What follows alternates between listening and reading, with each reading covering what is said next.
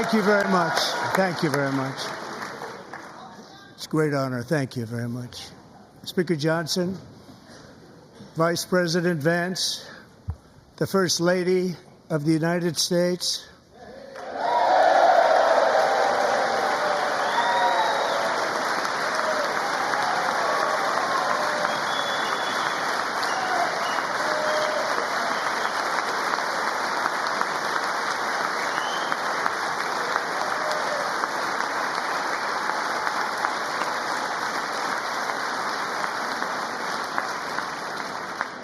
members of the United States Congress, thank you very much.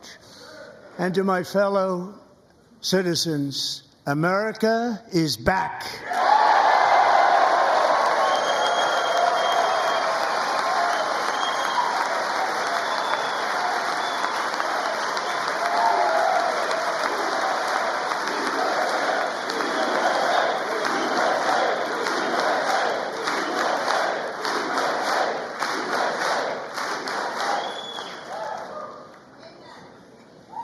6 weeks ago, I stood beneath the dome of this Capitol and proclaimed the dawn of the golden age of America. From that moment on, it has been nothing but swift and unrelenting action to usher in the greatest and most successful era in the history of our country. We have accomplished more in 43 days than most administrations accomplished in 4 years or 8 years, and we are just getting started.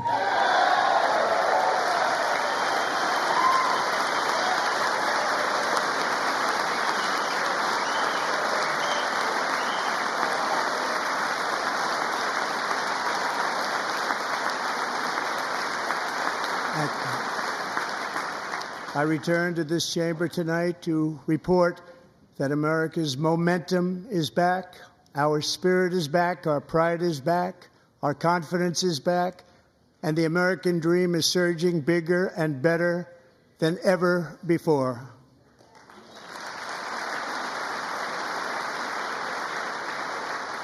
The American dream is unstoppable, and our country is on the verge of a comeback, the likes of which the world has never witnessed and perhaps will never witness again. There's never been anything like it. The presidential election of November 5th was a mandate like has not been seen in many decades. We won all 7 swing states, giving us an electoral college victory of 312 votes.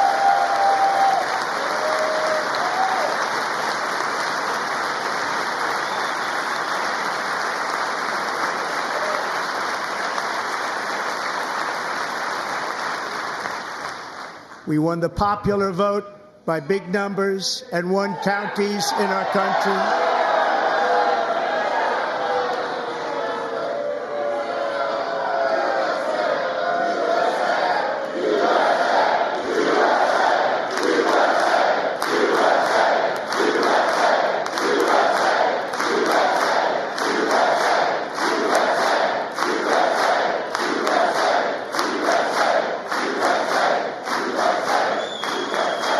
And won counties in our country, 2,700 to 525, on a map that reads almost completely red for Republican.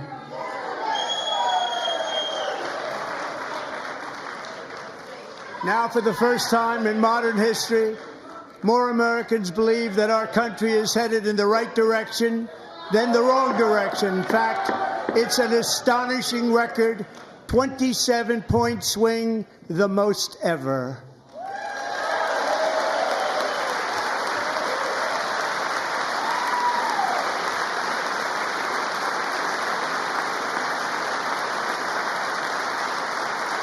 Likewise, small business optimism saw its single largest one-month gain ever recorded, a 41-point jump.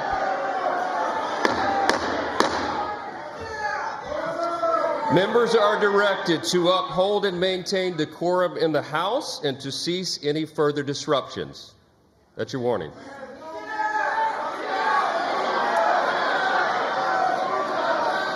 Members are engaging in willful and continuing breach of decorum, and the chair is prepared to direct the Sergeant-at-Arms to restore order to the joint session.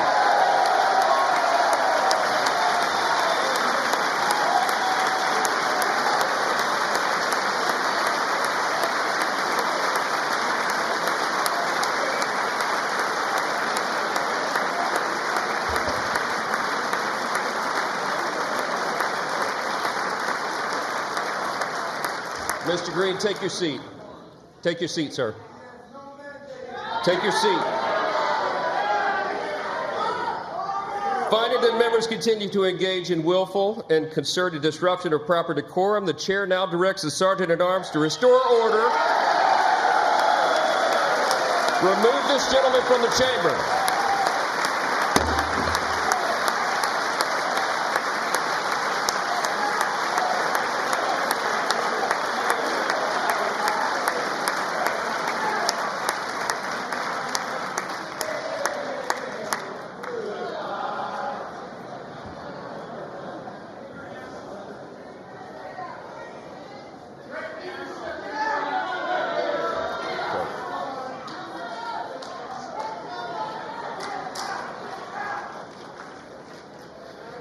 Members are directed to uphold and maintain decorum in the House. Mr. President, you continue. Thank you. Over the past 6 weeks, I have signed nearly 100 executive orders and taken more than 400 executive actions, a record to restore common sense, safety, optimism, and wealth all across our wonderful land. The people elected me to do the job, and I'm doing it.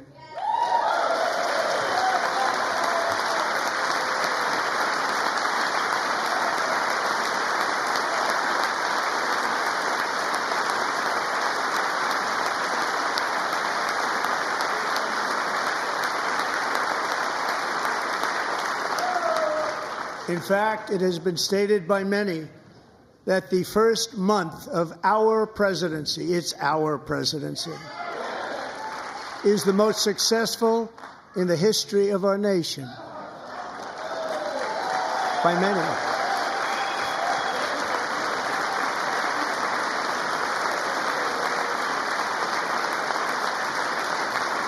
And what makes it even more impressive is that, do you know who number 2 is?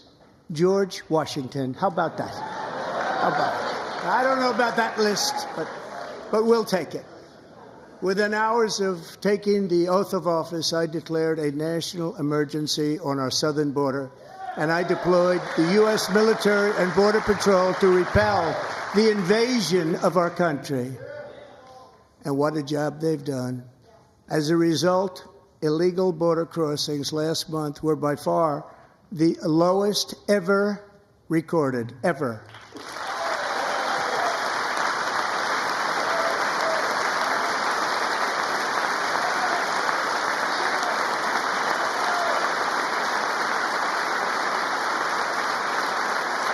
They heard my words and they chose not to come. Much easier that way.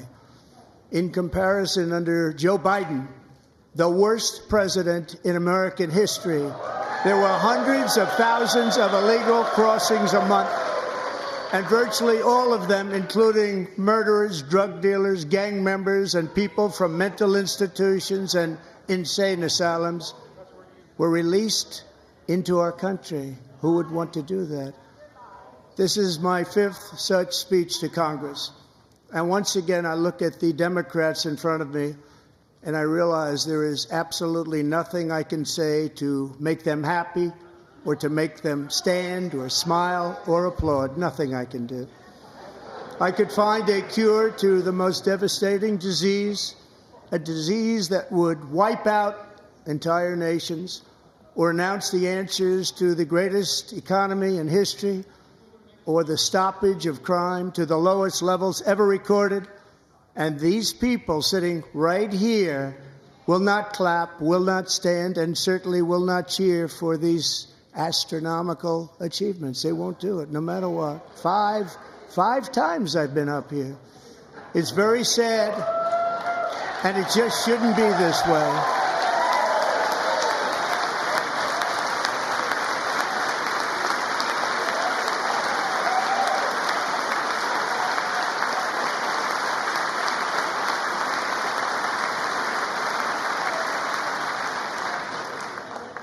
So Democrats sitting before me, for just this one night, why not join us in celebrating so many incredible wins for America? For the good of our nation, let's work together and let's truly make America great again.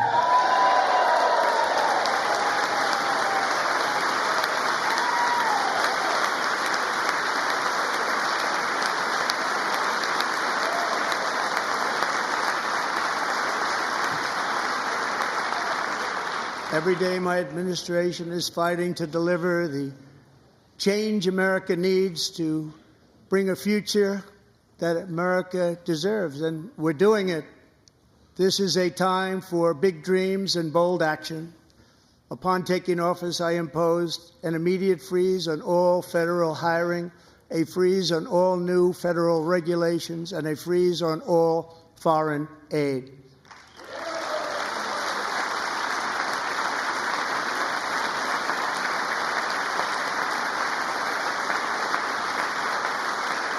I terminated the ridiculous Green New Scam. I withdrew from the unfair Paris Climate Accord, which was costing us trillions of dollars that other countries were not paying. I withdrew from the corrupt World Health Organization.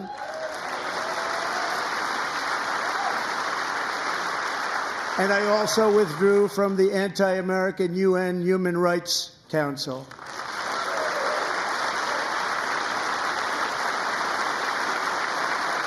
We ended all of Biden's environmental restrictions that were making our country far less safe and totally unaffordable. And importantly, we ended the last administration's insane electric vehicle mandate, saving our auto workers and companies from economic destruction.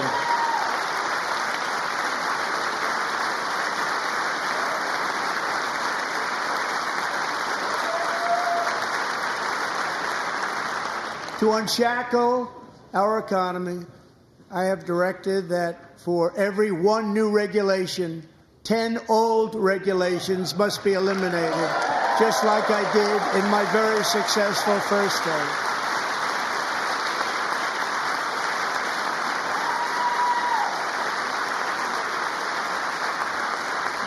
And in that first term, we set records on ending unnecessary rules and regulations like no other president had done before. We ordered all federal workers to return to the office. They will either show up for work in person or be removed from their job.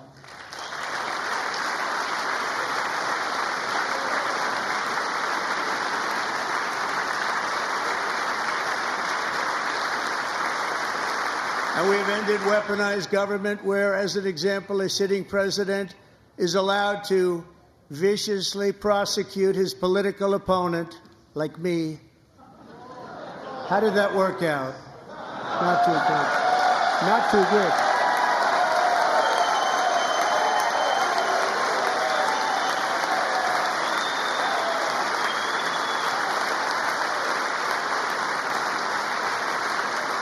And I have stopped all government censorship and brought back free speech in America. It's back.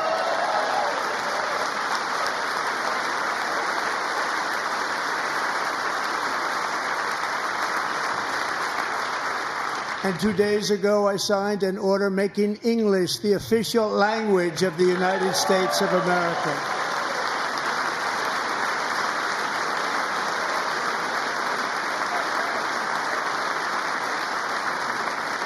I renamed the Gulf of Mexico the Gulf of America.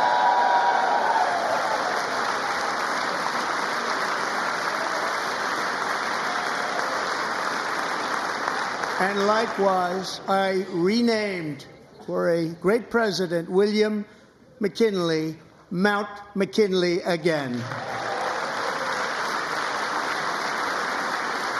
Beautiful Alaska. We love Alaska. We've ended the tyranny of so-called diversity, equity, and inclusion policies all across the entire federal government and indeed the private sector and our military.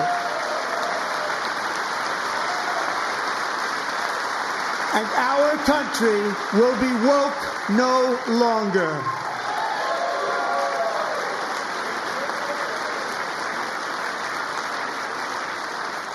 We believe that whether you are a doctor, an accountant, a lawyer, or an air traffic controller, you should be hired and promoted based on skill and competence, not race or gender. Very important.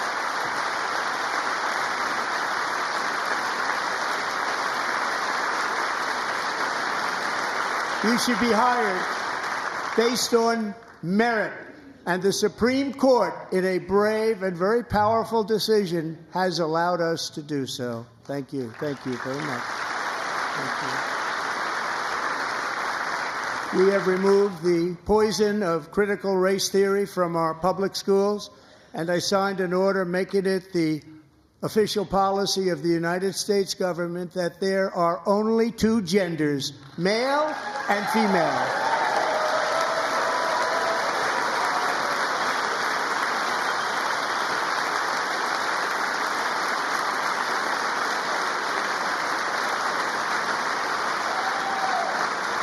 I also signed an executive order to ban men from playing in women's sports.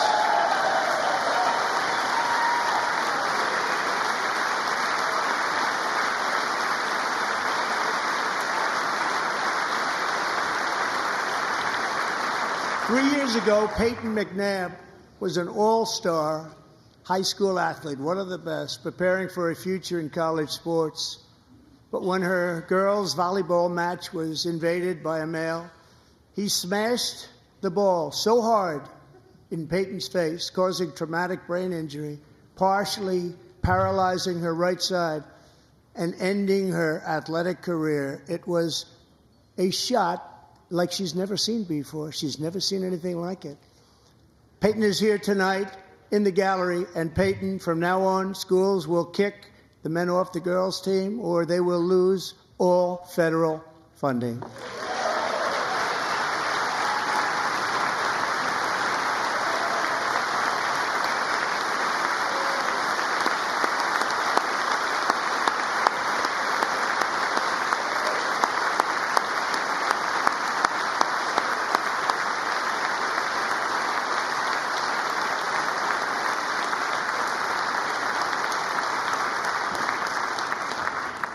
And if you really want to see numbers, just take a look at what happened in the women's boxing, weightlifting, track and field, swimming, or cycling, where a male recently finished a long-distance race 5 hours and 14 minutes ahead of a woman for a new record by 5 hours.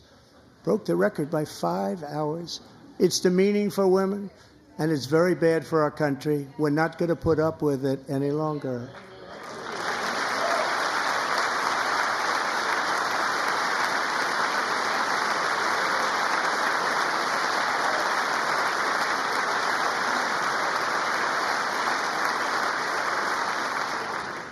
What I have just described is only a small fraction of the common sense revolution that is now, because of us, sweeping the entire world. Common sense has become a common theme, and we will never go back. Never. Never going to let that happen.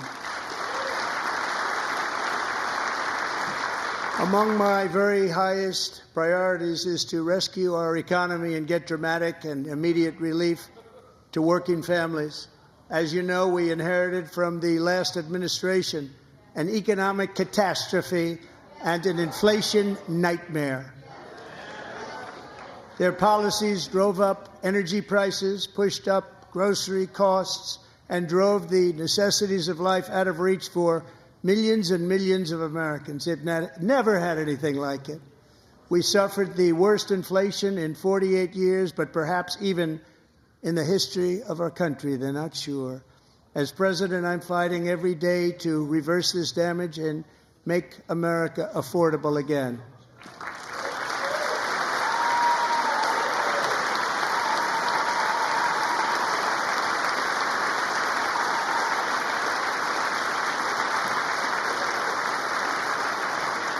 Joe Biden especially let the price of eggs get out of control. The egg price is out of control, and we're working hard to get it back down. Secretary, do a good job on that. You inherited a total mess from the previous administration. Do a good job.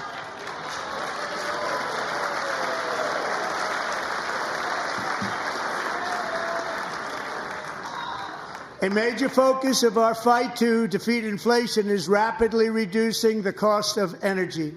The previous administration cut the number of new oil and gas leases by 95%, slowed pipeline construction to a halt, and closed more than 100 power plants. We are opening up many of those power plants right now.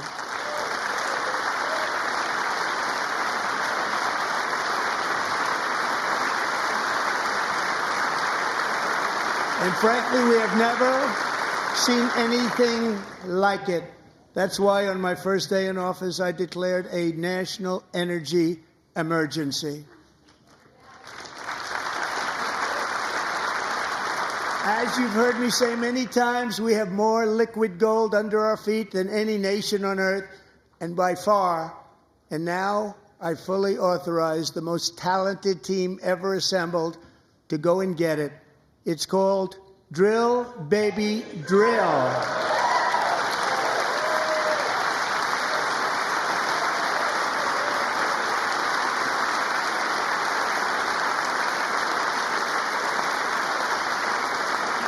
My administration is also working on a gigantic natural gas pipeline in Alaska, among the largest in the world, where Japan, South Korea, and other nations want to be our partner with investments of trillions of dollars each. There's never been anything like that one. It will be truly spectacular. It's all set to go. The permitting is gotten. And later this week, I will also take historic action to dramatically expand production of critical minerals and rare earths here in the USA.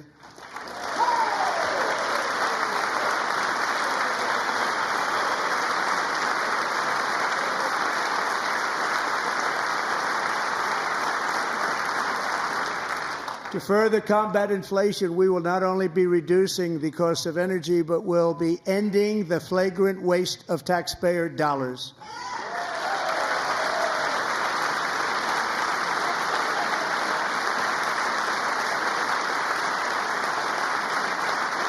And to that end, I have created the brand new Department of Government Efficiency, DOGE.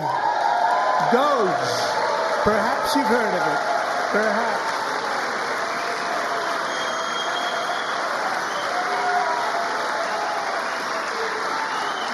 Which is headed by Elon Musk, who is in the gallery tonight.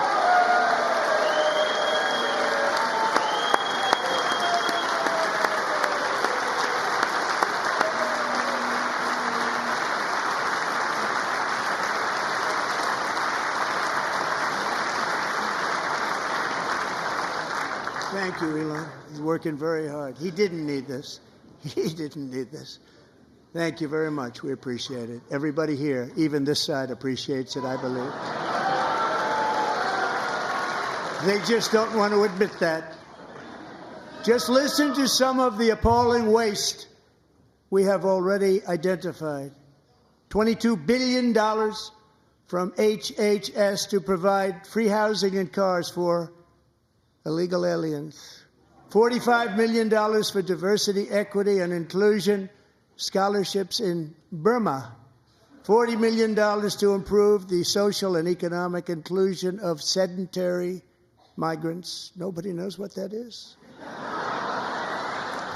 $8 million to promote LGBTQI+ in the African nation of Lesotho, which nobody has ever heard of. $60 million for indigenous peoples and Afro-Colombian empowerment in Central America, $60 million. $8 million for making mice transgender. This is real. $32 million for a left-wing propaganda operation in Moldova. $10 million for male circumcision in Mozambique. $20 million for the Arab Sesame Street in the Middle East. It's a program. $20 million for a program. $1.9 billion to recently created Decarbonization of Homes Committee, headed up, and we know she's involved. Just at the last moment, the money was passed over by a woman named Stacey Abrams. Have you ever heard of her? A $3.5 million consulting contract for lavish fish monitoring. $1.5 million for voter confidence in Liberia. $14 million for social cohesion in Mali. $59 million for illegal alien hotel rooms in New York City. He's a real estate developer. He's done very well. $250,000 to increase vegan local climate action innovation in Zambia. $42 million for social and behavior change in Uganda. $14 million for improving public procurement in Serbia. $47 million for improving learning outcomes in Asia. Asia's doing very well with learning. You know what we're doing. We should use it ourselves. And $101 million for DEI contracts at the Department of Education. The most ever paid, nothing even like it. Under the Trump administration, all of these scams, and they're far worse, but I didn't think it was appropriate to talk about them. They're so bad. Many more have been found out and exposed and swiftly terminated by a group of very intelligent, mostly young people, headed up by Elon, and we appreciate it. We found hundreds of billions of dollars of fraud.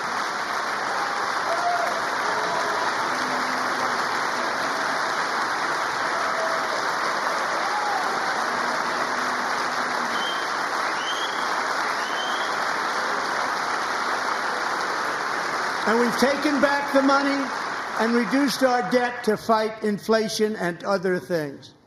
Taken back a lot of that money. We got it just in time. This is just the beginning. The Government Accountability Office, a federal government office, has estimated annual fraud of over $500 billion in our nation, and we are working very hard to stop it. We're going to. We're also identifying shocking levels of incompetence and probable fraud in the Social Security program for our seniors, and that our seniors and people that we love rely on.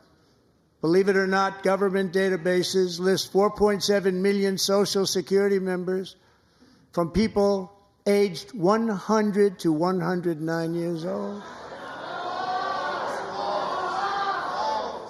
It lists 3.6 million people from ages 110 to 119. I don't know any of them. I know some people that are rather elderly, but not quite that elderly. 3.47 million people from ages 120 to 129. 3.9 million people from ages 130 to 139. 3.5 million people from ages 140 to 149. And money is being paid to many of them, and we're searching right now. In fact, Pam, good luck. Good luck. You're going to find it. But a lot of money is paid out to people because it just keeps getting paid, and nobody does, and it really hurts Social Security and hurts our country. 1.3 million people from ages 150 to 159, and over 130,000 people, according to the Social Security databases, are age over 160 years old. We have a healthier country than I thought, Bobby.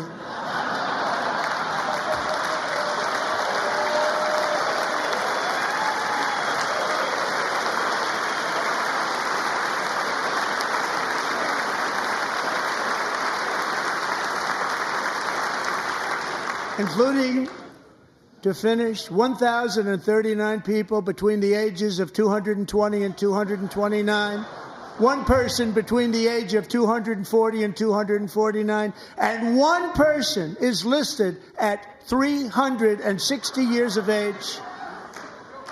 More than 100 years older than our country. But we're going to find out where that money's going, and it's not going to be pretty. By slashing all of the fraud, waste, and theft we can find, we will defeat inflation, bring down mortgage rates, lower car payments and grocery prices, protect our seniors, and put more money in the pockets of American families.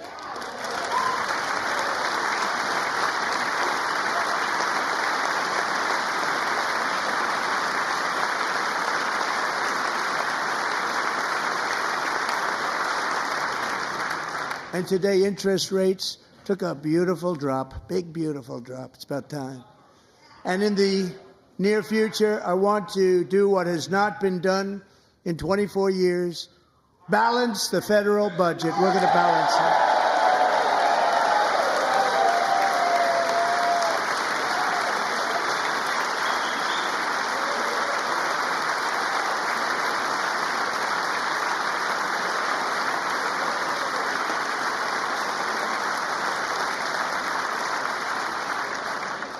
With that goal in mind, we have developed in great detail what we are calling the Gold Card, which goes on sale very, very soon. For $5 million, we will allow the most successful job-creating people from all over the world to buy a path to U.S. citizenship. It's like the green card, but better and more sophisticated. And these people will have to pay tax in our country. They won't have to pay tax from where they came. The money that they've made, you wouldn't want to do that, but they have to pay tax, create jobs. They'll also be taking people out of colleges and paying for them so that we can keep them in our country instead of having them being forced out. Number one, at the top school, as an example, being forced out and not being allowed to stay and create tremendous numbers of jobs and great success for a company out there. So while we take out the criminals, killers, traffickers, and child predators who are allowed to enter our country under the open border policy of these people, the Democrats, the Biden administration, the open border insane policies that you've allowed to destroy our country, we will now bring in brilliant, hardworking, job-creating people. They're going to pay a lot of money, and we're going to reduce our debt with that money.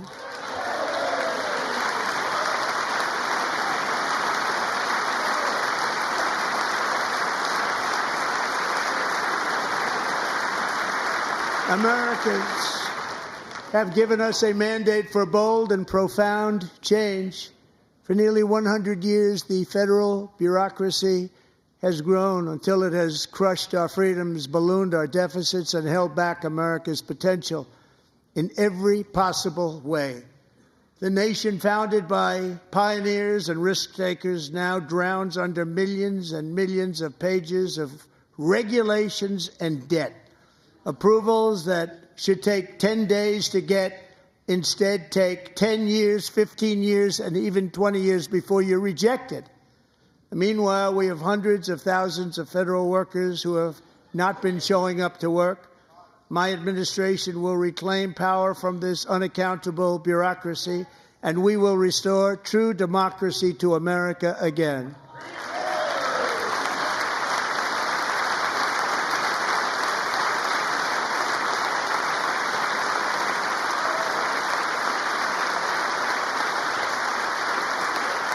And any federal bureaucrat who resists this change will be removed from office immediately. Because we are draining the swamp. It's very simple. And the days of rule by unelected bureaucrats are over.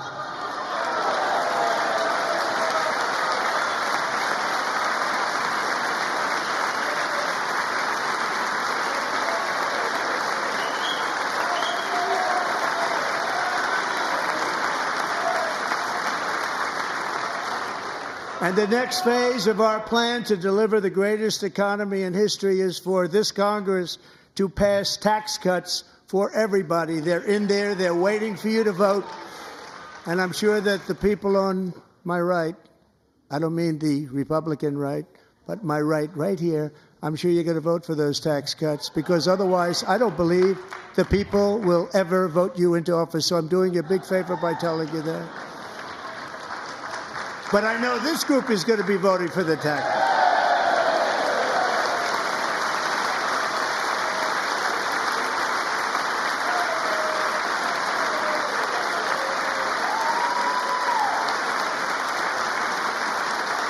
Thank you.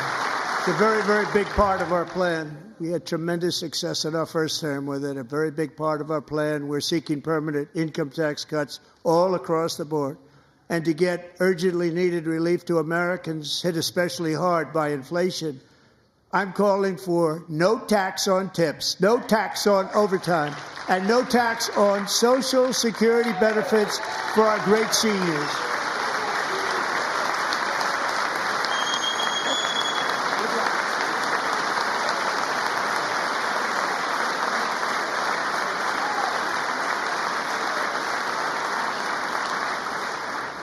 And I also want to make interest payments on car loans tax deductible, but only if the car is made in America.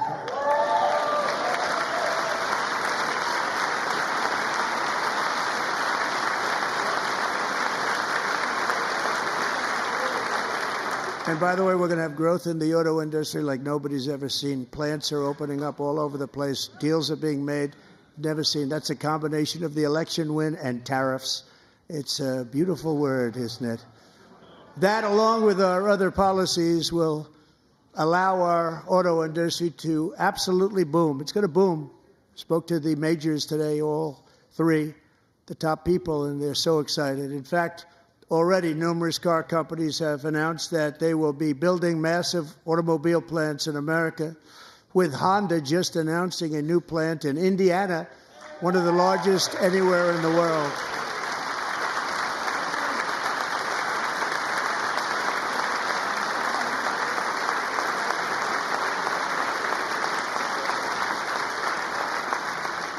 And this has taken place since our great victory on November 5th, a date which will hopefully go down as one of the most important in the history of our country.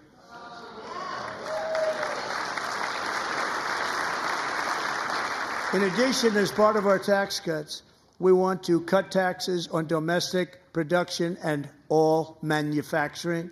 And just as we did before, we will provide 100% expensing. It will be retroactive to January 20th, 2025. And it was one of the main reasons why our tax cuts were so successful in our first term, giving us the most successful economy in the history of our country. First term. We had a great first term.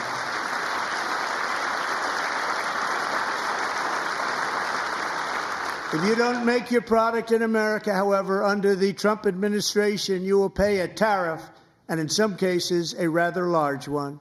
Other countries have used tariffs against us for decades, and now it's our turn to start using them against those other countries. On average, the European Union, China, Brazil, India, Mexico, and Canada, have you heard of them? And countless other nations charge us tremendously higher tariffs than we charge them. It's very unfair. India charges us auto tariffs higher than 100%. China's average tariff on our products is twice what we charge them. And South Korea's average tariff is 4 times higher. Think of that, 4 times higher. And we give so much help militarily and in so many other ways to South Korea. But that's what happens. This is happening by friend and foe. This system is not fair to the United States and never was. And so on April 2nd, I wanted to make it April 1st, but I didn't want to be accused of April Fool's Day. That's not, just one day cost us a lot of money. But we're going to do it in April. I'm a very superstitious person.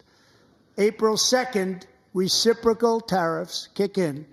And whatever they tariff us, other countries, we will tariff them. That's reciprocal, back and forth. Whatever they tax us, we will tax them. If they do non-monetary tariffs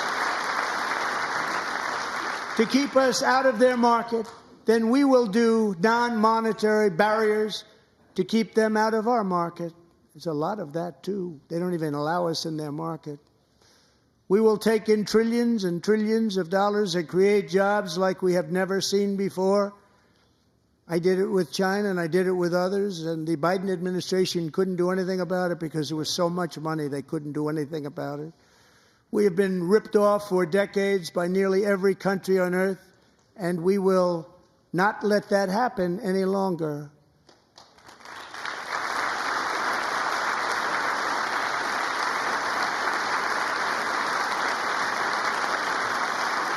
Much has been said over the last 3 months about Mexico and Canada, but we have very large deficits with both of them. But even more importantly, they've allowed fentanyl to come into our country at levels never seen before, killing hundreds of thousands of our citizens and many very young, beautiful people, destroying families. Nobody's ever seen anything like it. They are, in effect, receiving subsidies of hundreds of billions of dollars. We pay subsidies to Canada and to Mexico of hundreds of billions of dollars, and the United States will not be doing that any longer. We're not going to do it any longer.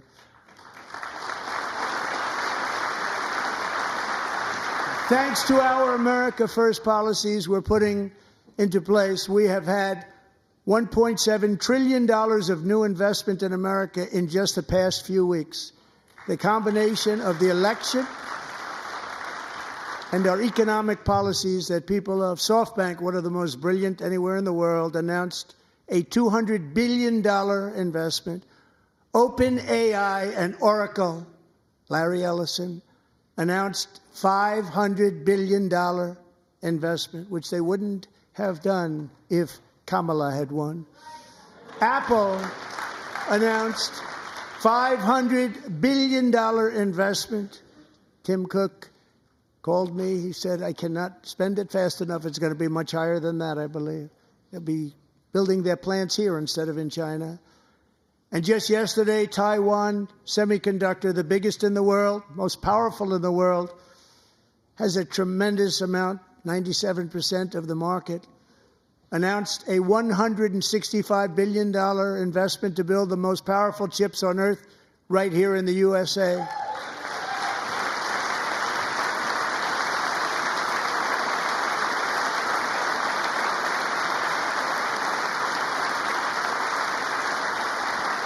And we're not giving them any money. Your CHIPS Act is a horrible, horrible thing. We give hundreds of billions of dollars, and it doesn't mean a thing. They take our money and they don't spend it.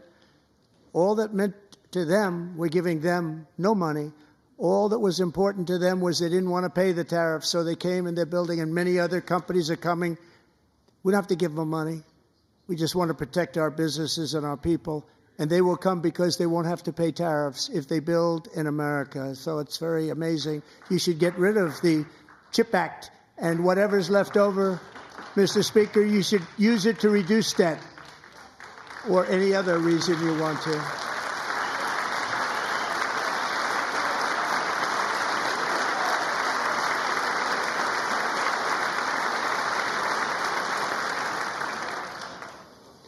Our new trade policy will also be great for the American farmer. I love the farmer, who will now be selling into our home market, the USA, because nobody is going to be able to compete with you. Because there's goods that come in from other countries and companies. They're really in a bad position in so many different ways. They're uninspected. They may be very dirty and disgusting, and they come in and they pour in, and they hurt our American farmers. The tariffs will go on agricultural product coming into America, and our farmers, starting on April 2nd, it may be a little bit of an adjustment period, We had that before when I made the deal with China, $50 billion of purchases, and I said, just bear with me, and they did. They did. Probably have to bear with me again, and this will be even better. That was great. The problem with it was that Biden didn't enforce it. He didn't enforce it. $50 billion of purchases, and we were doing great, but Biden did not enforce it, and it hurt our farmers. But our farmers are going to have a field day right now. So to our farmers, have a lot of fun. I love you too. I love you too. It's all going to happen.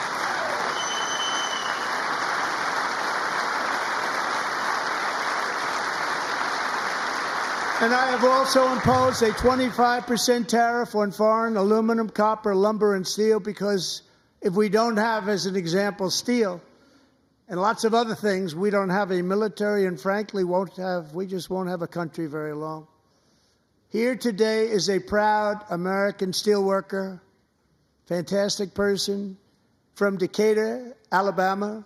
Jeff Denard has been working at the same steel plant for 27 years in a job that has allowed him to serve as the captain of his local volunteer fire department, raise 7 children with his beautiful wife, Nicole, and over the years provide a loving home for more than 40 foster children. So great, Jeff.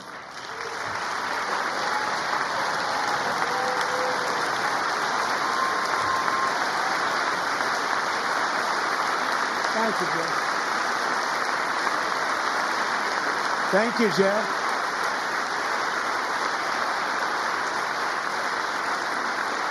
Stories like Jeff's remind us that tariffs are not just about protecting American jobs. They're about protecting the soul of our country. Tariffs are about making America rich again and making America great again, and it's happening, and it will happen rather quickly. There'll be a little disturbance, but we're okay with that. It won't be much. No, you're not. Oh. And look where Biden took us, very low, the lowest we've ever been. Jeff, I want to thank you very much, and I also want to recognize another person who has devoted herself to foster care community. She works so hard on it. A very loving person, our magnificent First Lady of the United States.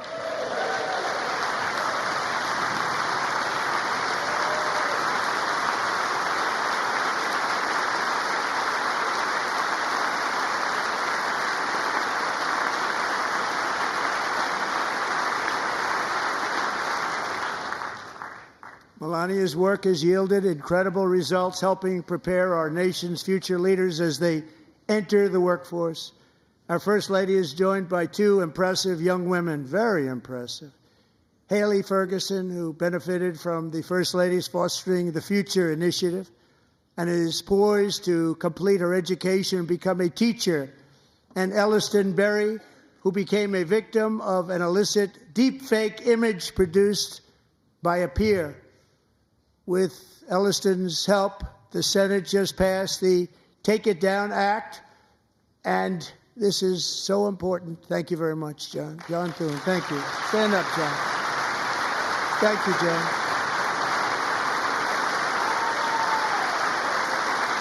Thank you all very much.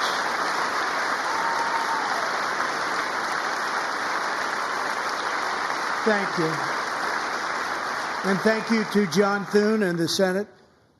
Great job. To criminalize the publication of such images online is a terrible, terrible thing. And once it passes the House, I look forward to signing that bill into law. Thank you. And I'm going to use that bill for myself, too, if you don't mind. Because nobody gets treated worse than I do online. Nobody. That's great. Thank you very much to the Senate. Thank you. But if we truly care about protecting Americans' children, no step is more crucial than securing America's borders. Over the past 4 years, 21 million people poured into the United States. Many of them were murderers, human traffickers, gang members, and other criminals from the streets of dangerous cities all throughout the world. Because of Joe Biden's insane and very dangerous open border policies, they are now strongly embedded in our country, but we are getting them out and getting them out fast.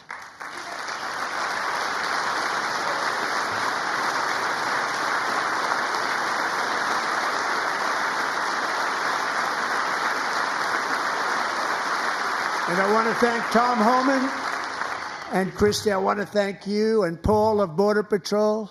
I want to thank you. What a job they've all done. Everybody, Border Patrol, ICE, law enforcement in general is incredible. We have to take care of our law enforcement. Have to.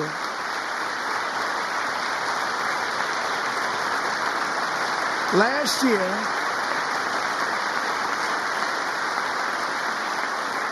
a brilliant 22-year-old nursing student named Laken Riley, the best in her class, admired by everybody, went out for a jog on the campus of the University of Georgia. That morning, Laken was viciously attacked, assaulted, beaten, brutalized, and horrifically murdered.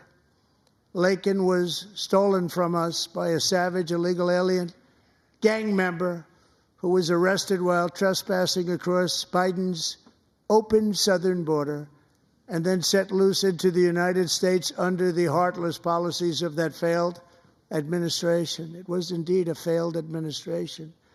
He had then been arrested and released in a Democrat-run sanctuary city, a disaster, before ending the life of this beautiful young angel. With us this evening are Laken's beloved mother, Allison, and her sister, Lauren.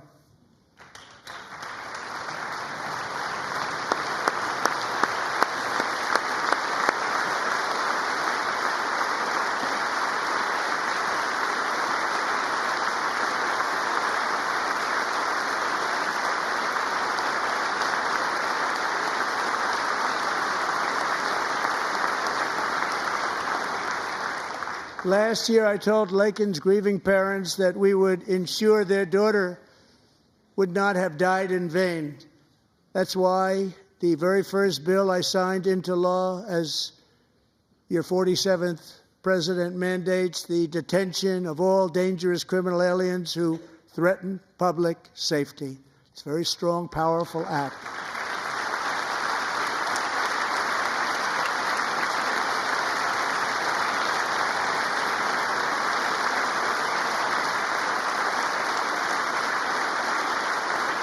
It's called the Laken-Riley Act. So Allison and Lauren, America will never, ever forget our beautiful Laken Hope Riley.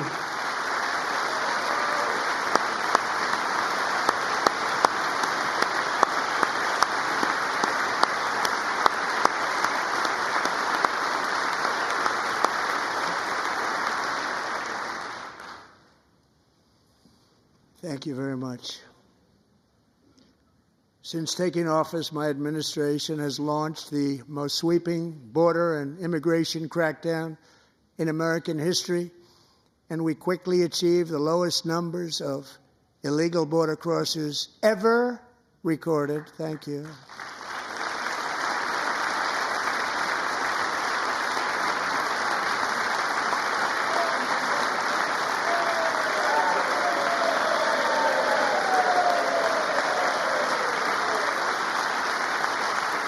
The media and our friends in the Democrat Party kept saying we needed new legislation. We must have legislation to secure the border.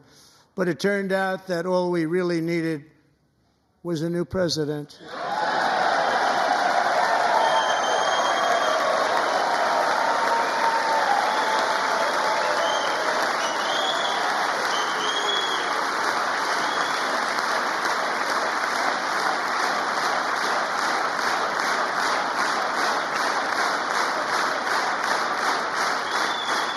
Thank you. Joe Biden didn't just open our borders, he flew illegal aliens over them to overwhelm our schools, hospitals, and communities throughout the country. Entire towns like Aurora, Colorado, and Springfield, Ohio, buckled under the weight of the migrant occupation and corruption like nobody's ever seen before. Beautiful towns destroyed. Now, just as I promised in my inaugural address, we are achieving the great liberation of America.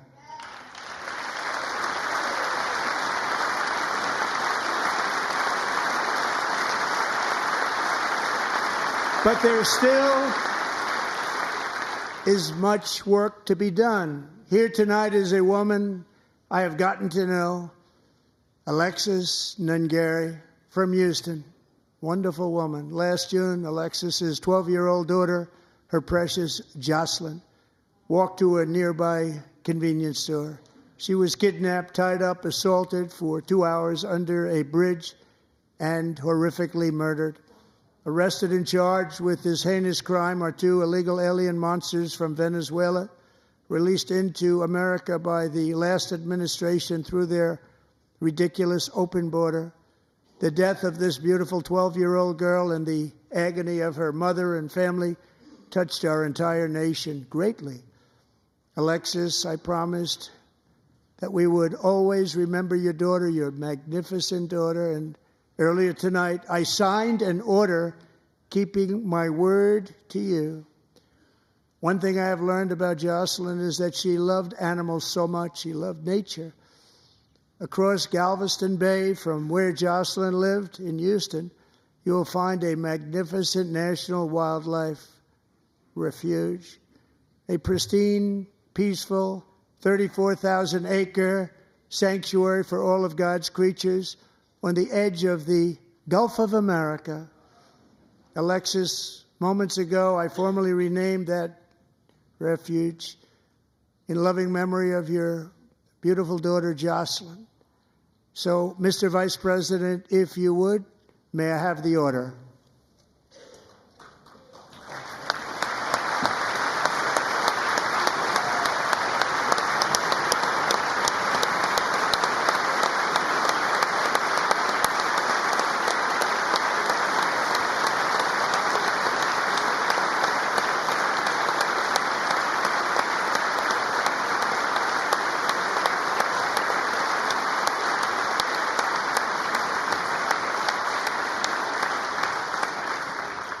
Thank you very much. All 3 savages charged with Jocelyn and Lakin's murders were members of the Venezuelan prison gang, the toughest gang, they say, in the world, known as Tren de Aragua. 2 weeks ago, I officially designated this gang, along with MS-13 and the bloodthirsty Mexican drug cartels, as foreign terrorist organizations.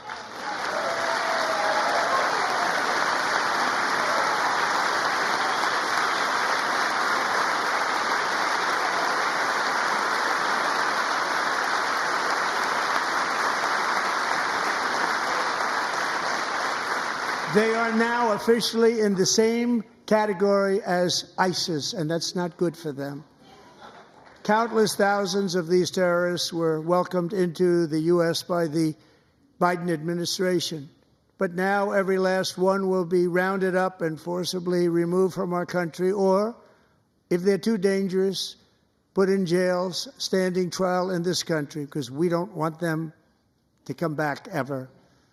With us this evening is a warrior on the front lines of that battle, Border Patrol Agent Roberto Ortiz. Great guy.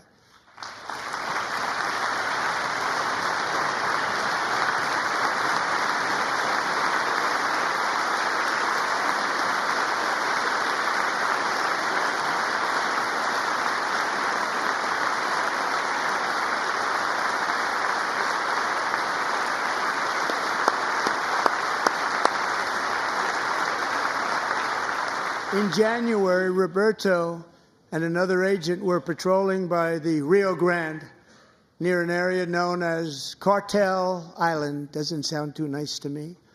When heavily armed gunmen started shooting at them, Roberto saw that his partner was totally exposed, at great danger, and he leapt into action, returning fire and providing crucial seconds for his fellow agent to seek safety, just barely. I have some of the prints of that event, and it was not good. Agent Ortiz, we salute you for your great courage and for your line of fire that you took and for the bravery that you showed. We honor you, and we will always honor you. Thank you, Roberto, very much.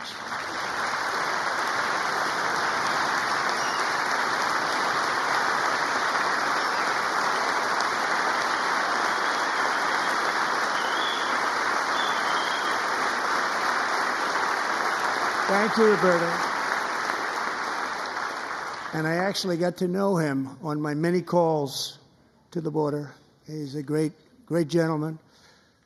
The territory to the immediate south of our border is now dominated entirely by criminal cartels that murder, rape, torture, and exercise total control. They have total control over a whole nation, posing a grave threat to our national security. The cartels are waging war in America, and it's time for America to wage war on the cartels, which we are doing.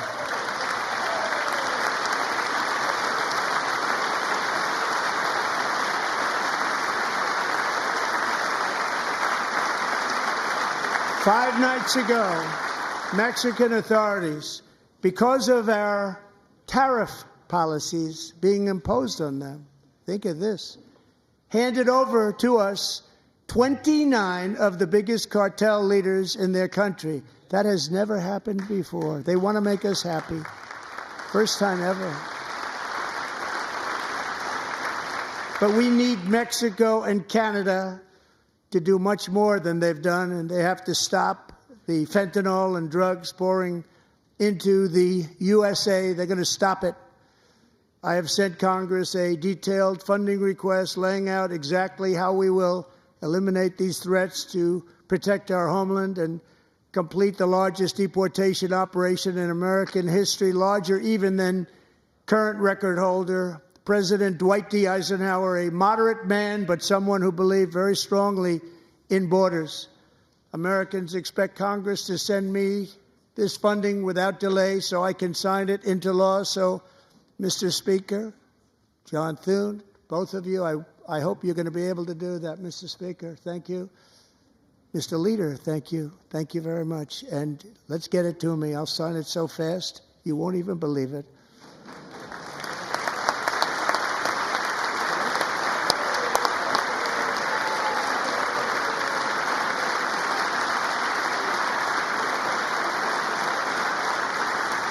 And as we reclaim our sovereignty, we must also bring back law and order to our cities and towns.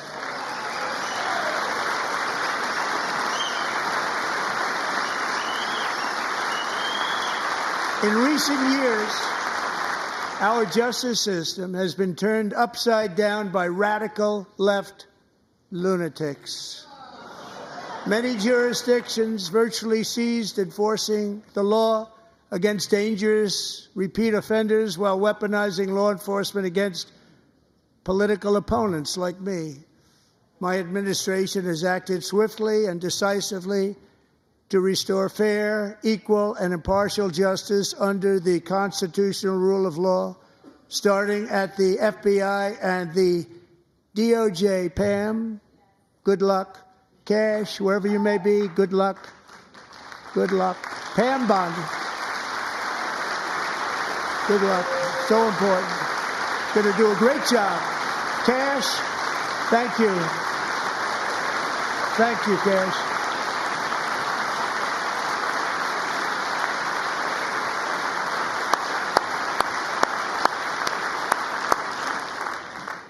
They've already started very strong. They're going to do a fantastic job. You're going to be very proud of them.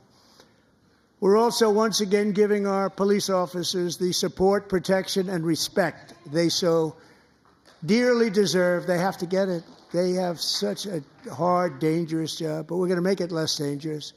The problem is the bad guys don't respect the law, but they're starting to respect it, and they soon will respect it.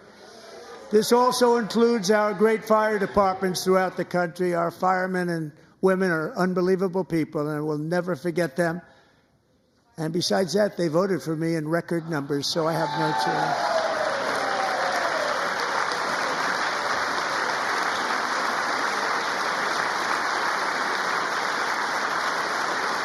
One year ago this month, 31-year-old New York police officer Jonathan Diller, unbelievably wonderful person and a great officer, was gunned down at a traffic stop on Long Island. I went to his funeral. The vicious criminal charged with his murder had 21 prior arrests, and they were rough arrests, too. He was a real bad one. The thug in the seat next to him had 14 prior arrests, and went by the name of Killer. He was Killer. He killed other people, they say, a lot of them. I attended Officer Diller's service, and when I met his wife and one-year-old son, Ryan, it was very inspirational, actually.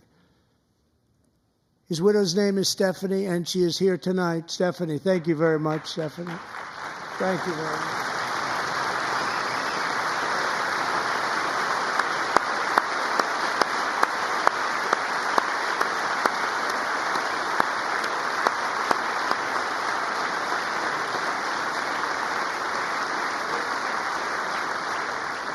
Stephanie, we're going to make sure that Ryan knows his dad was a true hero, New York's finest, and we're going to get these cold-blooded killers and repeat offenders off our streets, and we're going to do it fast. Got to stop it. They get out with 28 arrests. They push people into subway trains. They hit people over the head, back of the head with baseball bats. We got to get them out of here. I've already signed an executive order requiring a mandatory death penalty for anyone who murders a police officer. And tonight I'm asking Congress to pass that policy into permanent law.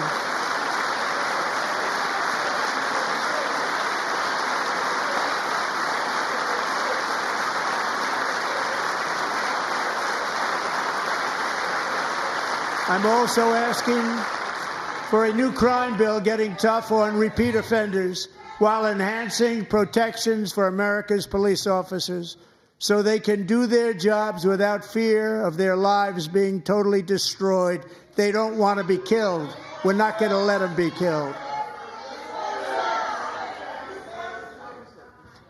Joining us in the gallery tonight is a young man who truly loves our police. His name is DJ Daniel. He is 13 years old, and he has always dreamed of becoming a police officer.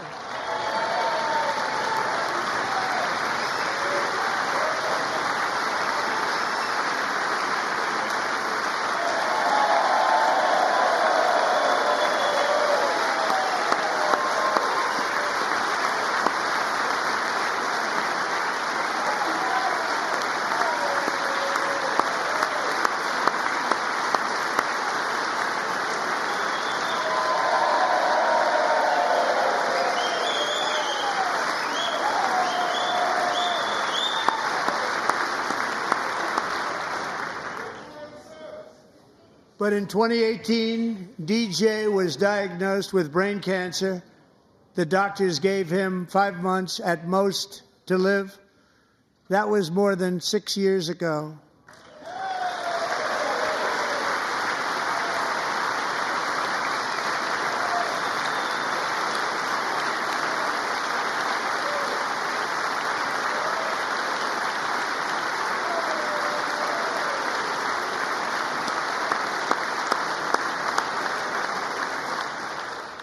Since that time, DJ and his dad have been on a quest to make his dream come true, and DJ has been sworn in as an honorary law enforcement officer, actually a number of times. The police love him, the police departments love him.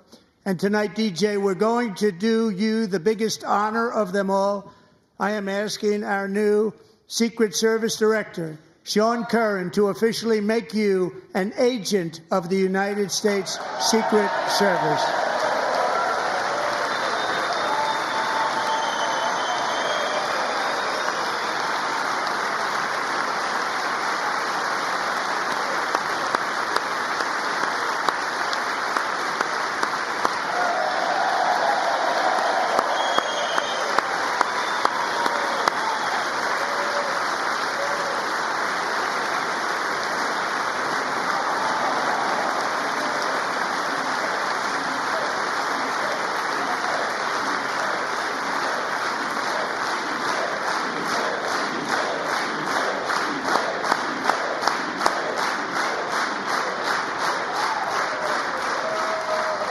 Thank you, DJ.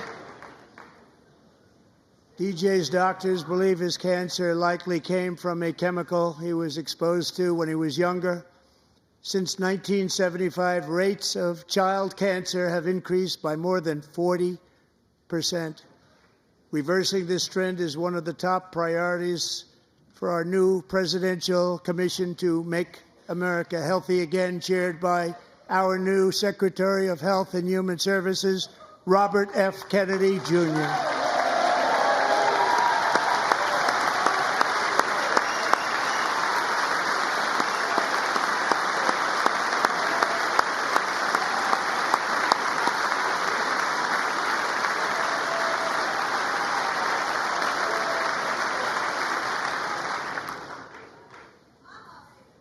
With the name Kennedy, you would have thought everybody over here would have been cheering. How quickly they forget. Our goal is to get toxins out of our environment, poisons out of our food supply, and keep our children healthy and strong. As an example, not long ago, and you can't even believe these numbers, 1 in 10,000 children had autism, 1 in 10,000. And now it's 1 in 36. There's something wrong. 1 in 36. Think of that. So we're going to find out what it is, and there's nobody better than Bobby and all of the people that are working with you. You have the best to figure out what is going on. Okay, Bobby? Good luck. It's a very important job. Thank you.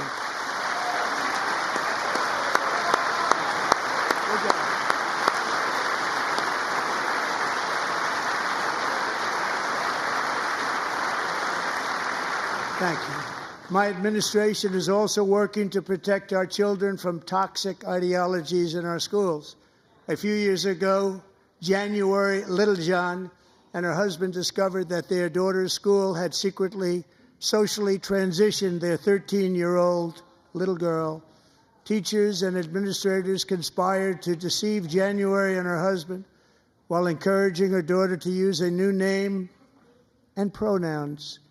They, them pronoun, actually, all without telling January, who is here tonight and is now a courageous advocate against this form of child abuse. January, thank you.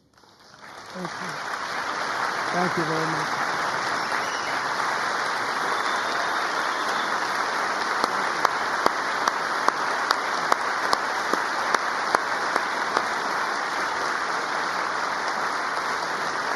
Thank you. Stories like this are why, shortly after taking office, I signed an executive order banning public schools from indoctrinating our children with transgender ideology.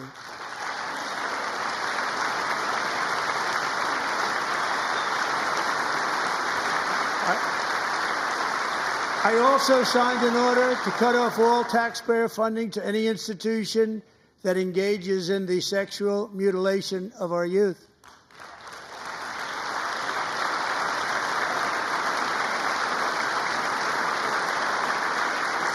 And now I want Congress to pass a bill permanently banning and criminalizing sex changes on children and forever ending the lie that any child is trapped in the wrong body. This is a big lie.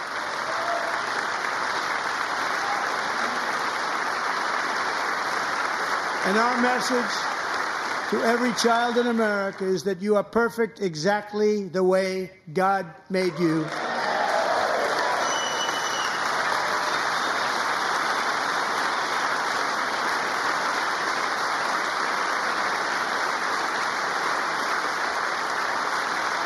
Because we're getting wokeness out of our schools and out of our military, and it's already out, and it's out of our society. We don't want it. Wokeness is trouble. Wokeness is bad. It's gone. It's gone. And we feel so much better for it, don't we? Don't we feel better? Our service members won't be activists and ideologues. They will be fighters and warriors. They will fight for our country. And Pete, congratulations. Secretary of Defense, congratulations.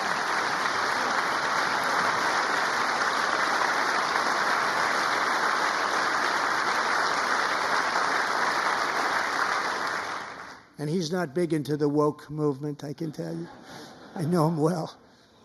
I am pleased to report that in January, the U.S. Army had its single best recruiting month in 15 years and that all armed services are having among the best recruiting results ever in the history of our services. What a difference.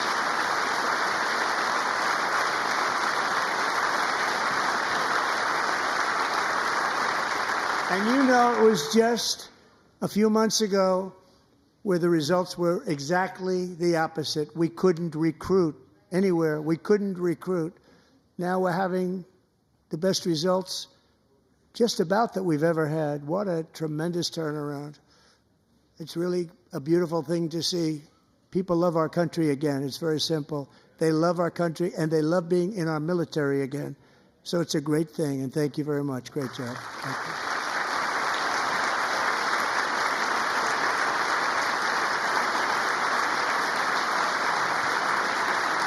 We're joined tonight by a young man, Jason Hartley, who knows the weight of that call of duty. Jason's father, grandfather, and great-grandfather all wore the uniform. Jason tragically lost his dad, who was also a Los Angeles County Sheriff's deputy when he was just a boy, and now he wants to carry on the family legacy of service. Jason is a senior in high school, a six-letter varsity athlete, a really good athlete, they say, a brilliant student with a 4.46, that's good, GPA. And his greatest dream is to attend the U.S. Military Academy at West Point.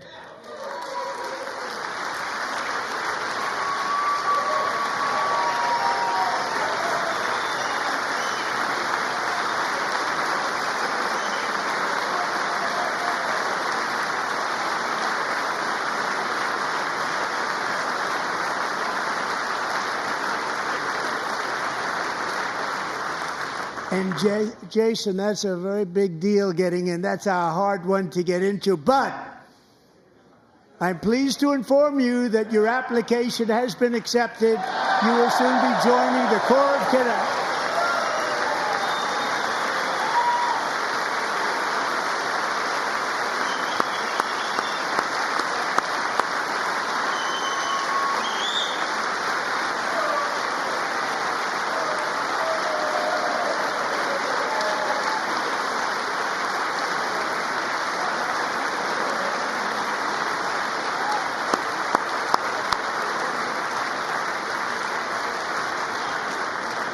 Thank you. Jason, you're going to be on the long gray line, Jason. As Commander-in-Chief, my focus is on building the most powerful military of the future. As a first step, I'm asking Congress to fund a state-of-the-art Golden Dome missile defense shield to protect our homeland, all made in the USA.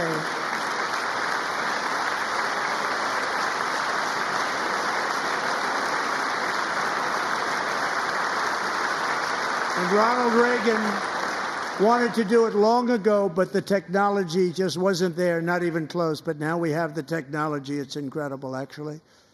And other places, they have it. Israel has it. Other places have it. And the United States should have it too, right, Tim, right?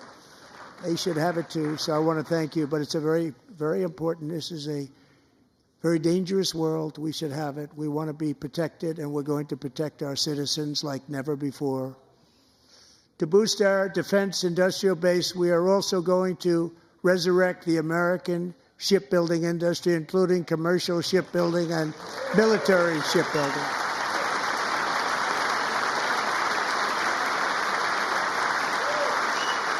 And for that purpose, I am announcing tonight that we will create a new Office of Shipbuilding in the White House and offer special tax incentives to bring this industry home to America where it belongs. We used to make so many ships. We don't make them anymore very much, but we're going to make them very fast, very soon. It will have a huge impact. To further enhance our national security, my administration will be reclaiming the Panama Canal, and we've already started doing it.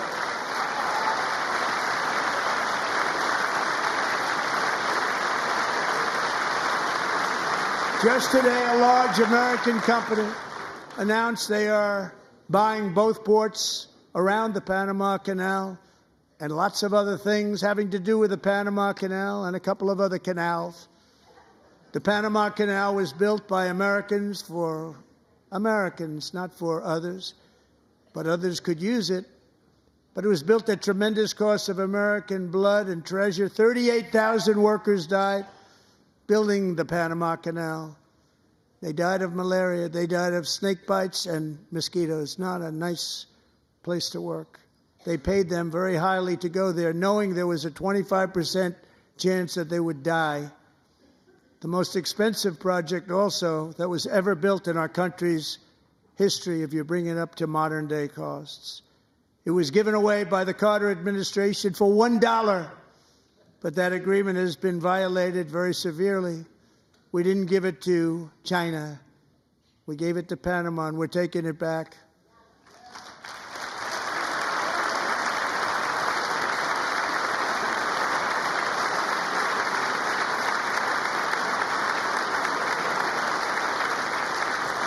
And we have Marco Rubio in charge. Good luck, Marco. Now, we know who to blame if anything goes wrong. Marco's been amazing, and he's going to do a great job. Think of it. He got 100 votes. You know, he was approved with actually 99, but the 100th was this gentleman, and I feel very certain. So let's assume he got 100 votes. And I'm either very, very happy about that or I'm very concerned about it. But he's already proven. I mean, he's a great gentleman. He's respected by everybody, and we appreciate you voting for Marco. He's going to do a fantastic job. Thank you. Thank you. He's doing a great job. Great job. And I also have a message tonight for the incredible people of Greenland. We strongly support your right to determine your own future. And if you choose, we welcome you into the United States of America. We need Greenland for national security and even international security, and we're working with everybody involved to try and get it. But we need it really for international world security, and I think we're going to get it. One way or the other, we're going to get it. We will keep you safe. We will make you rich, and together we will take Greenland to heights like you have never thought possible before.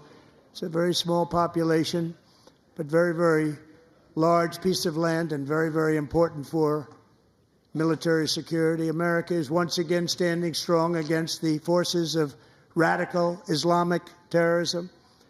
3.5 years ago, ISIS terrorists killed 13 American service members and countless others in the Abbey Gate bombing during the disastrous and incompetent withdrawal from Afghanistan.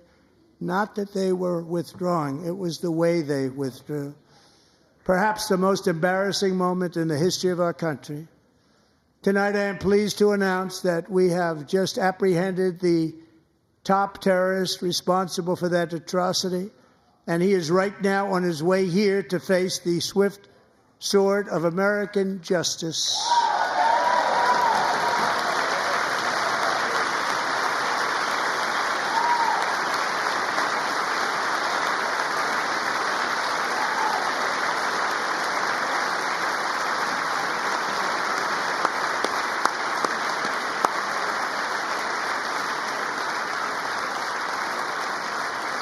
And I want to thank especially the government of Pakistan for helping arrest this monster. This was a very momentous day for those 13 families who I actually got to know very well, most of them, whose children were murdered, and the many people that were so badly, over 42 people, so badly injured on that fateful day in Afghanistan. What a horrible day. Such incompetence was shown. That when Putin saw what happened, I guess he said, wow, maybe this is my chance. That's how bad it was. Should have never happened. Grossly incompetent people. I spoke to many of the parents and loved ones, and they're all in our hearts tonight. Just spoke to them on the phone. We had a big call. Every one of them called, and everybody was on the line, and they did nothing but cry with happiness. They were very happy, as happy as you can be under those circumstances. Their child brother, sister, son, daughter was killed for no reason whatsoever. In the Middle East, we're bringing back our hostages from Gaza. In my first term, we achieved one of the most groundbreaking peace agreements in generations, the Abraham Accords.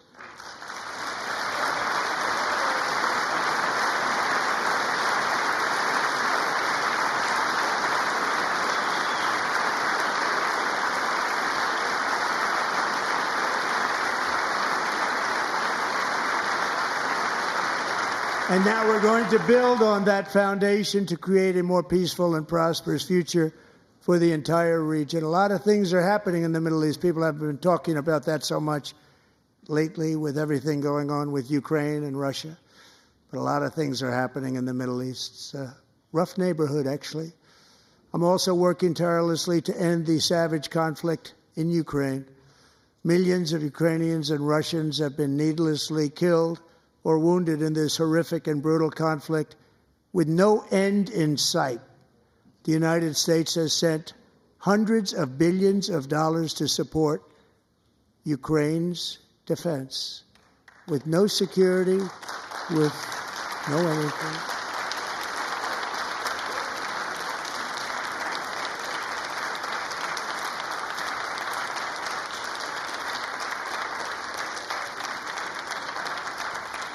Do you want to keep it going for another 5 years? Yeah, you would say Pocahontas says yes.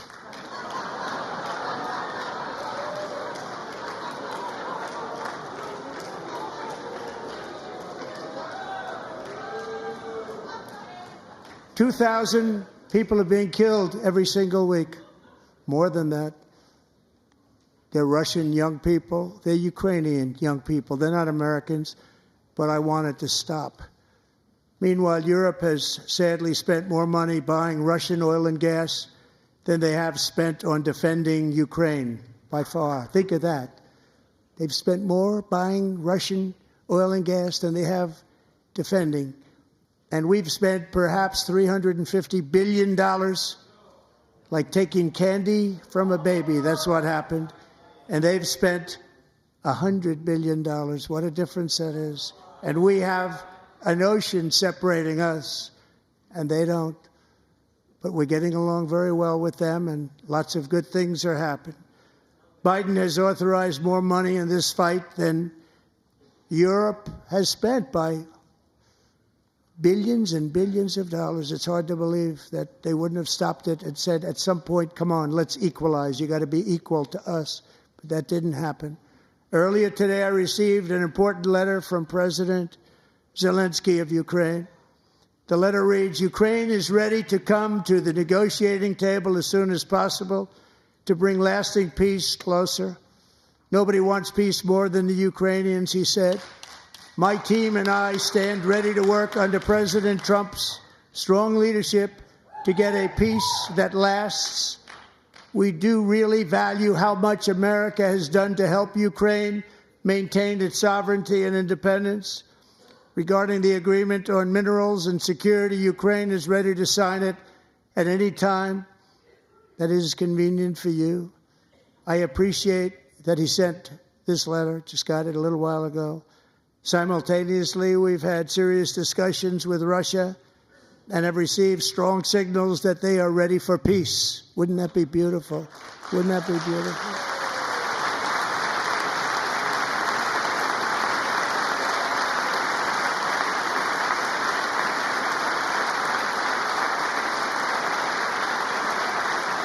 Wouldn't that be beautiful?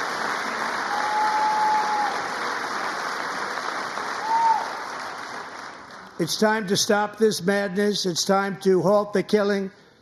It's time to end this senseless war. If you want to end wars, you have to talk to both sides. Nearly 4 years ago, amid rising tensions, a history teacher named Mark Fogel was detained in Russia and sentenced to 14 years in a penal colony. Rough stuff. The previous administration barely lifted a finger to help him. They knew he was innocent, but they had no idea where to begin. But last summer, I promised his 95-year-old mother, Malphine, that we would bring her boy safely back home. After 22 days in office, I did just that, and they are here tonight.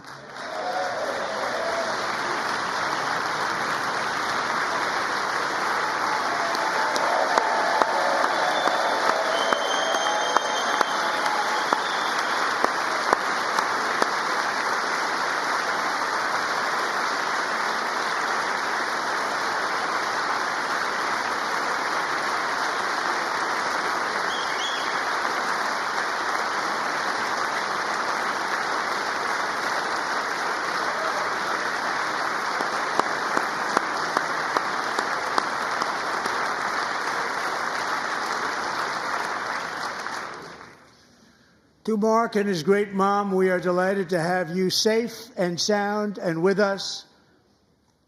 As fate would have it, Mark Fogel was born in a small rural town in Butler, Pennsylvania. Have you heard of it? Where his mother has lived for the past 78 years. I just happened to go there last July 13th for a rally.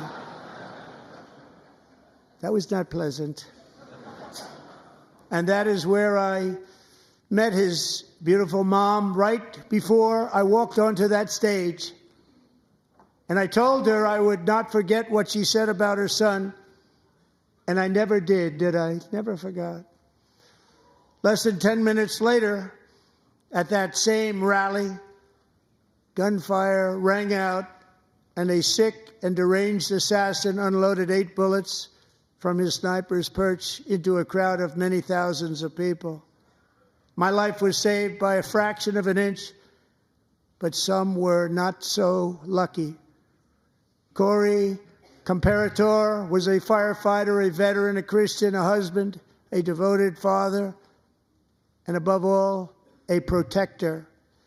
When the sound of gunshots pierced the air, it was a horrible sound. Corey knew instantly what it was and what to do. He threw himself on top of his wife and daughters and shielded them from the bullets with his own body. Corey was hit really hard. You know the story from there. He sacrificed his life to save theirs. 2 others, very fine people, were also seriously hit. But thankfully, with the help of 2 great country doctors, we thought they were gone, and they were saved. So those doctors had great talent. We're joined by Corey's wife, Helen, who was his high school sweetheart, and their 2 beloved daughters, Allison and Kaylee. Thank you.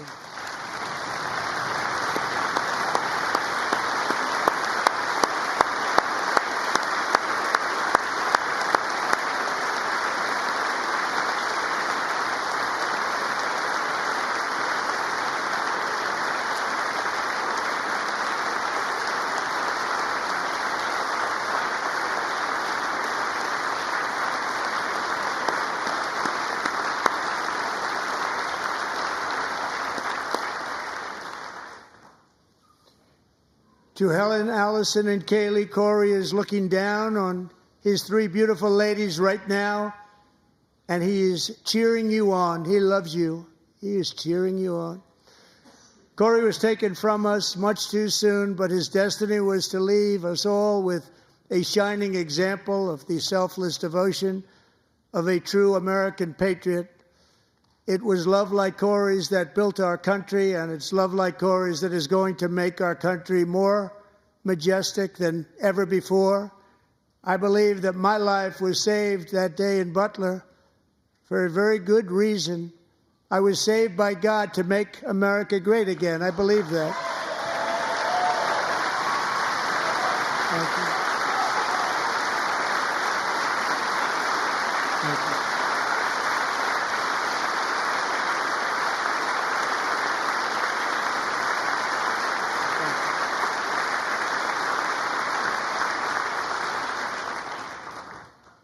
Thank you very much. From the patriots of Lexington and Concord to the heroes of Gettysburg and Normandy, from the warriors who crossed the Delaware to the trailblazers who climbed the Rockies, and from the legends who soared at Kitty Hawk, to the astronauts who touched the moon. Americans have always been the people who defied all odds, transcended all dangers, made the most extraordinary sacrifices, and did whatever it took to defend our children, our country, and our freedom. And as we have seen in this chamber tonight, that same strength, faith, love, and spirit is still alive and thriving in the hearts of the American people. Despite the best efforts of those who would try to censor us, silence us, break us, destroy us, Americans are today a proud, free, sovereign, and independent nation that will always be free, and we will fight for it till death. We will never let anything happen to our beloved country, because we are a country of doers, dreamers, fighters, and survivors. Our ancestors crossed a vast ocean, strode into the unknown wilderness, and carved their fortunes from the rock and soil of a perilous and very dangerous frontier. They chased our destiny across a boundless continent. They built the railroads, laid the highways, and graced the world with American marvels like the Empire State Building, the mighty Hoover Dam, and the towering Golden Gate Bridge. They lit the world with electricity, broke free of the force of gravity, fired up the engines of American industry, vanquished the communists, fascists, and Marxists all over the world, and gave us countless modern wonders sculptured out of iron, glass, and steel. We stand on the shoulders of these pioneers who won and built the modern age. These workers who poured their sweat into the skylines of our cities. These warriors who shed their blood on fields of battle and gave everything they had for our rights and for our freedom. Now it is our time to take up the righteous cause of American liberty. And it is our turn to take America's destiny into our own hands and begin the most thrilling days in the history of our country. This will be our greatest era. With God's help, over the next 4 years, we are going to lead this nation even higher, and we are going to forge the freest, most advanced, most dynamic, and most dominant civilization ever to exist on the face of this earth.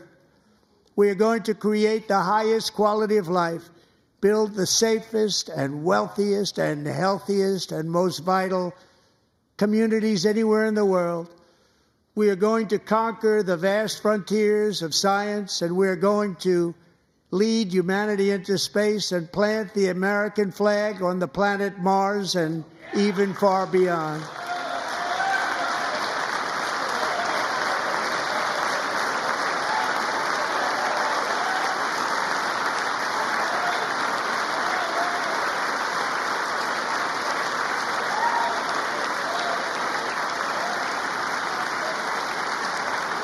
And through it all, we are going to rediscover the unstoppable power of the American spirit. And we are going to renew unlimited promise of the American dream. Every single day, we will stand up and we will fight, fight, fight for the country our citizens believe in and for the country our people deserve.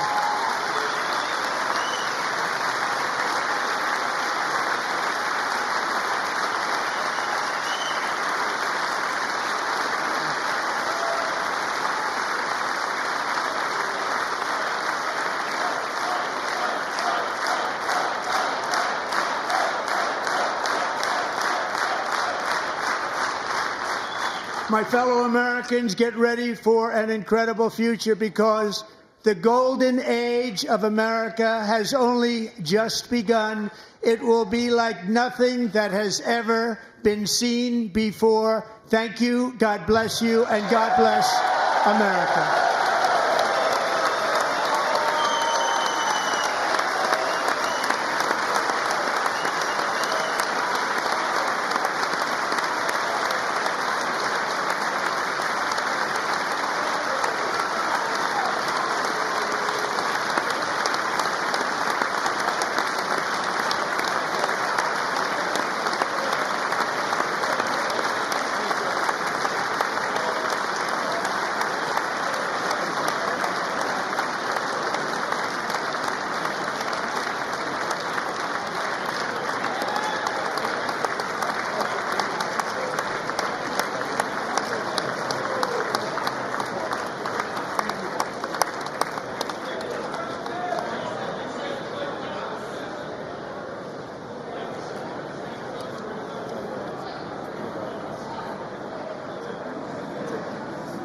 Thank you very much. Great job. Thank you. Great honor. Thank you. Thank you. Get this place going, all right? Thank you. It's a great honor. Thank you. Thank you, Mr. President. Thank you very much.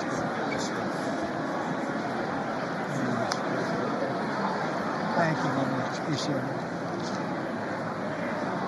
Thank you. I see you teaching young people to love and well, I'm trying to. Great guy. Thank you. Best to your family. Thank you. Thank you. Thank you very much. Appreciate it. Howard. Thank you again. Thank you again. Won't forget. So good. Yeah, it's good. So good, sir. Thank you. Best. Terrific, Mr. Really terrific. Really outstanding. Thank you. Thank you. Yes, sir. Thank you. Good job, Mr. President. Thanks. Thank you. We got you. Great. Mr. President, one of your best speeches. Thanks again, Mr. President. Thank you, Mr. President. Thanks for the phone call last night, too. Absolutely. You know that. Thank you for your help. I'll do it. Just give me these videos. I'm not going to get it. Sorry. Thank you, everybody. Great speech. Great speech. Thank you. Best speech ever. Yes. Good. John Word.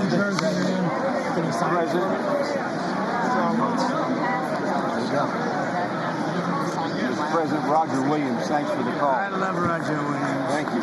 You don't have to introduce yourself. Thank you, sir. Mr. President. I know you better than you do, Roger. Thank you so much. It's my great baseball player. America Good is- job. Great job you're doing. America is back. Thank you so much, Welcome you Mr. back to President. Pennsylvania anytime, sir. They stood for. Thank you all. They stood for another country, not our country. That was phenomenal, sir. It's hard to believe, isn't it? That was fantastic, sir. That was Thank you very much. Thank you. quick selfie. Mr. President. Good job, Mr. President. Great job. Thank you so much. Great speech, sir. Great speech. Yes, sir. President back in Pennsylvania. Oh, they're just pick care. I was standing on absolutely. Bless you, Jim. Oh, good. How you doing? All right? Did you get a chance to shake his hand earlier? Do you want me to get a picture of you shaking his hand or anything? You're good. Thank you very much. Let's do biofilm. Thank you, darling. Sir, thank you. I love you. Best speech on the floor ever. Yeah, it was so good. Thank you So very good. much. Hey, you rocked it, Mr. President. We're with you. 100% crushed. Thank you very much. Really good. It was awesome. Congratulations. President. Best speech ever. Thank you, sir. Mr. President, that was a great speech. That was awesome. God bless you. It was. It was wonderful. Great job. Let's go. Get down to that. You get down. Good luck. Thank you, everybody. Good job. Thank you for mentioning God needs to help us. Thank you, Mr. President. It's true. Mr. President. Thank you. Thank you. Great speech. Great speech. That was phenomenal. Thanks for taking my call. Good luck. Yeah. My man.